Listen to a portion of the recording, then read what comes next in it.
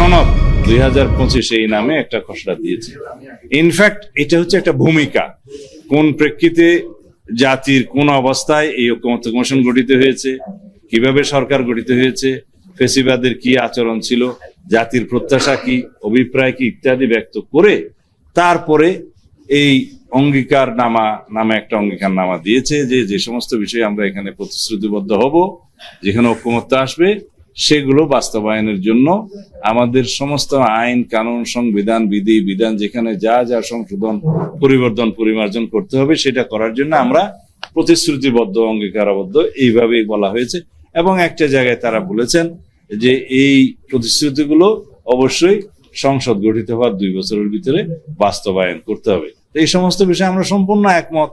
আমরা আমাদের কিছু বাক্যগত শব্দগত যেগুলো আমরা মনে করেছি অসামঞ্জস্যতা ছিল বা কিছু কিছু বিষয় ওনাদের রিপিটেশন ছিল, এক জায়গায় বলেছে সেটা আরো এক জায়গায় বলেছে, এরকম সেগুলো সংশোধন করে আমরা একটা সংশোধিত ভার্সন দিয়েছি। তবে 100% তাদের সেন্টিমেন্ট এবং প্রস্তাবের সাথে আমরা একমত হয়ে দিয়েছি। এখন সেটার উপরে আলোচনা কিন্তু এখনো হয়নি। 2-1টা দল শতপ্রণোদিত হয়ে এটা আলোচনা হয়তো করতে চেয়েছেন এবং ওনাদের মতামতটা দিয়েছেন। ওনারা বলছেন যে এটা লিগ্যালিটি কি হবে। আমি আপনাদেরকে জিজ্ঞেস করি, একটা ন্যাশনাল কনসেনসাস এখানে হচ্ছে, এতগুলো রাজনৈতিক দল এতদিন পর্যন্ত উন্মুক্ত আলোচনা করছে, হুইচ ইজ ভেরি ট্রান্সপারেন্ট, এবং আমি অনেকটা মনে করি যে ওপেন কোর্ট ট্রায়ালের মতো আপনাদের কাছে রিলে হচ্ছে, সবকিছু ডাইরেক্ট টেলিকাস্ট হচ্ছে বা ব্রডকাস্ট হচ্ছে। তো সেই জায়গায় জাতি দেখছে কারা কি বলছে, কারদের কি পজিশন। এখন সেটার পরে মাননীয় প্রধান উপদেষ্টার সিগনেচার সহ সংস্কার কমিশনের সমস্ত চেয়ারম্যানদের সিগনেচার সহ, মানে ঐক্যমত্য কমিশনের সব সদস্য তাদের সিগনেচার সহ, জাতীয় নেতৃবৃন্দের সমস্ত দলের প্রতিনিধিদের সিগনেচার সহ একটা সনদ তৈরি হবে। সেই সনদটা ওয়েবসাইটে যাবে, জাতি দেখবে, পত্রিকা প্রকাশিত হবে। এরপরেও কি কোনো পলিটিক্যাল পার্টি ডেয়ার করবে এটা ব্রেক করার? তাহলে কি তাহাদের রাজনৈতিক বিশ্বাসযোগ্যতা সেই সমস্ত রাজনৈতিক দলের কি থাকবে? সেই রিস্ক কি কোনো দল নেবে?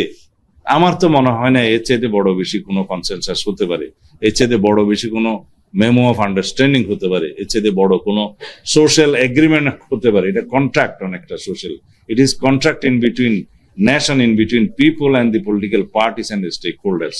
তা আমি মনে করি সেটা বাস্তবায়নের জন্য একমাত্র জায়গা হবে জাতীয় সংসদ। বিফোর দ্যাট অধিকাংশ সংস্কার প্রস্তাবটা এখনই বাস্তবায়ন হয়ে যাচ্ছে, আপনারা নিশ্চয়ই জানেন সেটা। বিভিন্ন মন্ত্রণালয়ের মাধ্যমে, অর্ডিন্যান্স জারির মাধ্যমে সংস্কার প্রস্তাবের অনেকগুলো এখনই বাস্তবায়ন হয়ে যাচ্ছে। এবং আমি বলেছি শুধুমাত্র সংবিধান সংশোধন সংক্রান্ত সুপারিশগুলো ব্যতি রেখে বাকি সমস্ত সংস্কার যেগুলো এগ্রিড হবে রিপোর্ট, সবগুলো তার আগেই বাস্তবায়ন করা সম্ভব।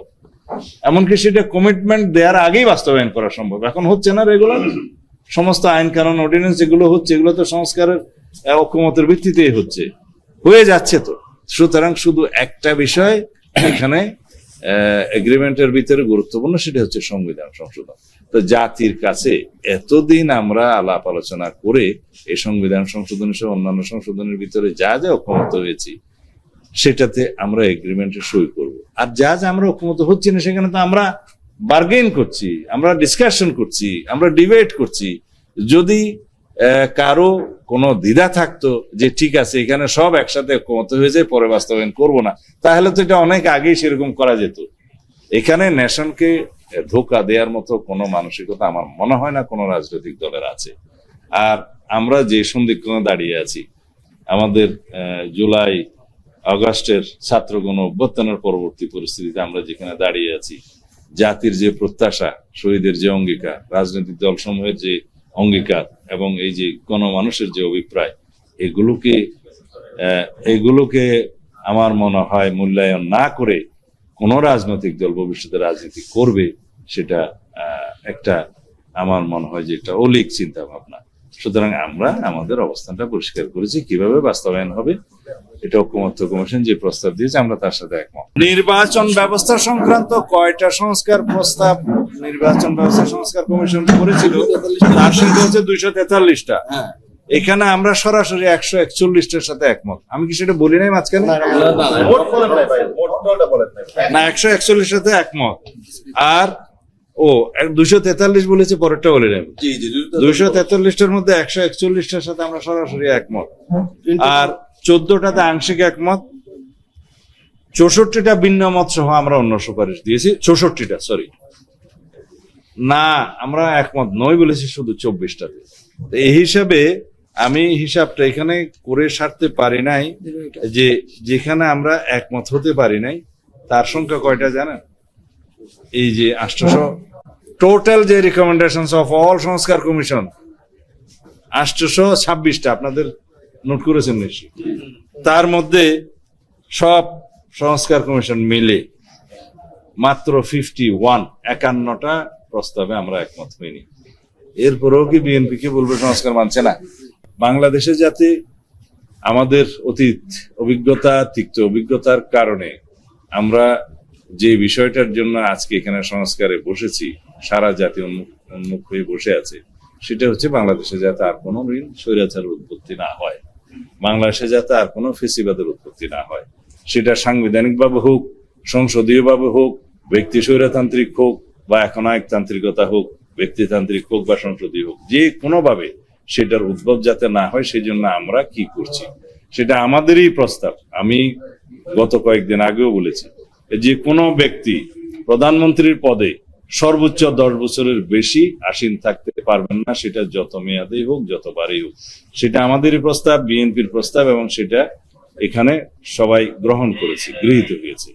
আমরাই প্রস্তাব করেছি যে নির্বাচন কমিশনকে একটি কার্যকর স্বাধীন একটি সংগঠন হিসাবে, সংস্থা হিসাবে, একটা অর্গান হিসাবে গঠিত করতে হবে, এবং সেই ক্ষেত্রে যাতে নির্বাহী বিভাগের কোনো প্রভাব না থাকে সেটা আমাদেরকে নিশ্চিত করতে হবে। তাই আমাদেরই প্রস্তাব ছিল প্রধানমন্ত্রী, বিরোধী দলীয় নেতা এবং ডেপুটি স্পিকার ফ্রম বিরোধী দল আর স্পিকার, এবং আরেকজন হচ্ছে second largest opposition in the parliament, এই 5 সদস্য বিশিষ্ট সর্বসম্মতিক্রমে নির্বাচন কমিশন সিলেকশন কমিটি হবে। তারা নাম আহ্বান করবে, তাদের অধীনে স্পিকারের অফিস, সেক্রেটারিয়েটের একটা ফাংশন, মানে সেক্রেটারিয়াল ফাংশনটা, সাচিবিক দায়িত্বটা পালন করবে।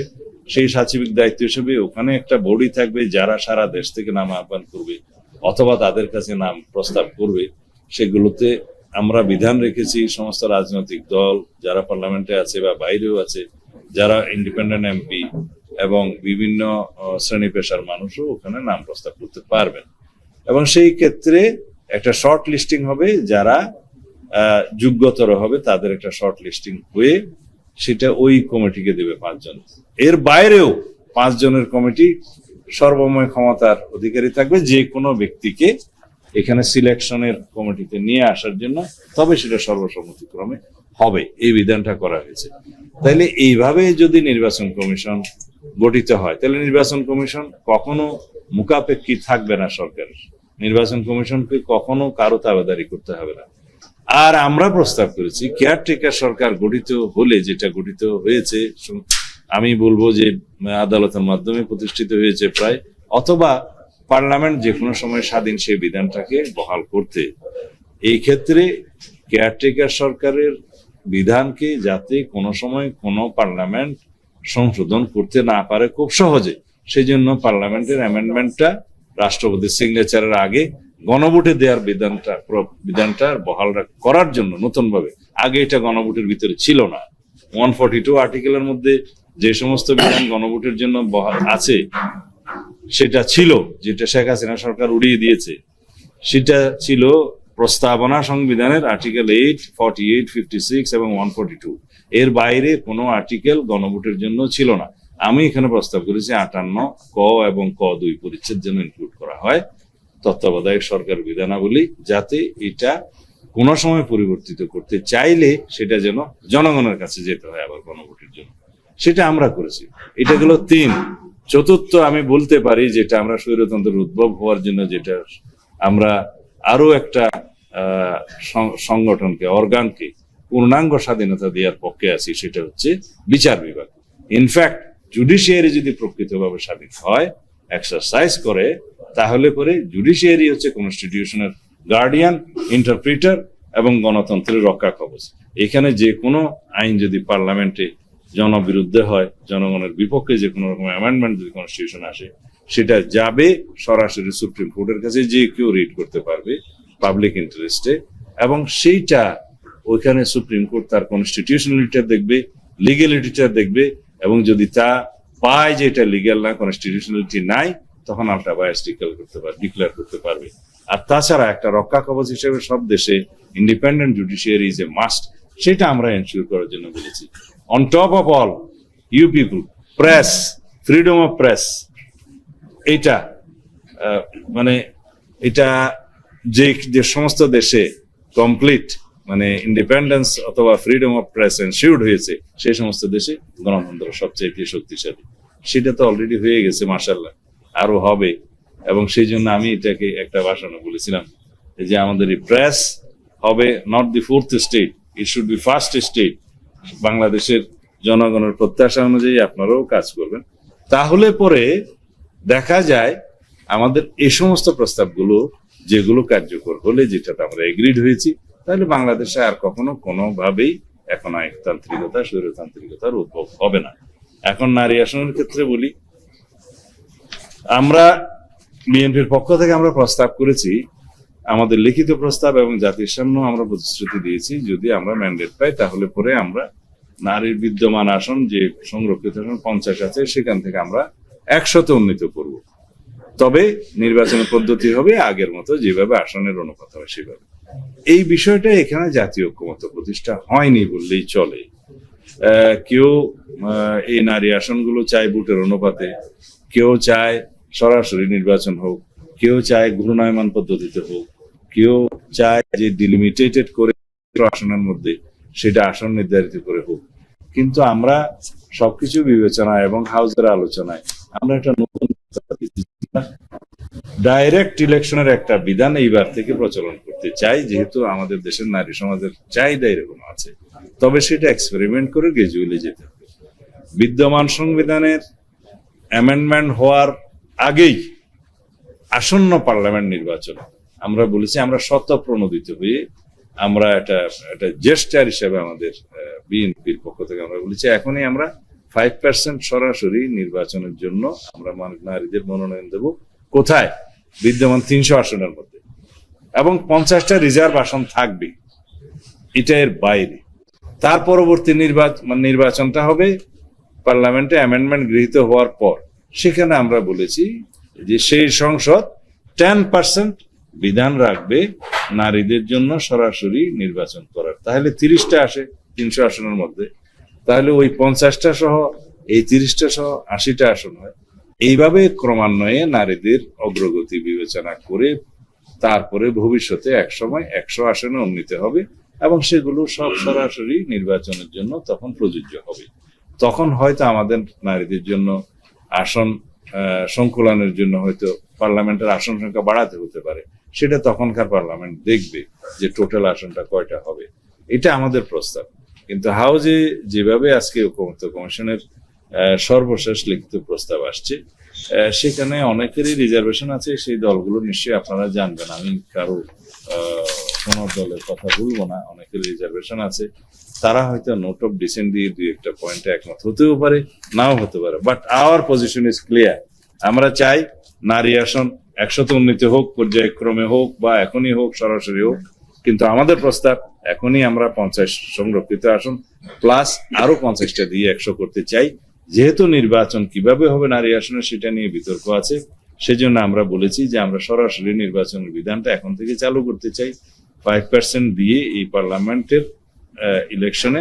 যেহেতু এখন সংবিধান সংশোধন হয়নি, এখনই আমরা আমাদের একটা গুড উইল হিসেবে, জেস্টার হিসেবে আমরা সেটা অফার করেছি, এবং সেটা হাউসে অ্যাকসেপ্টেড হয়েছে। আর এরপরে পার্লামেন্টে যখন সংবিধান সংশোধন হবে 10%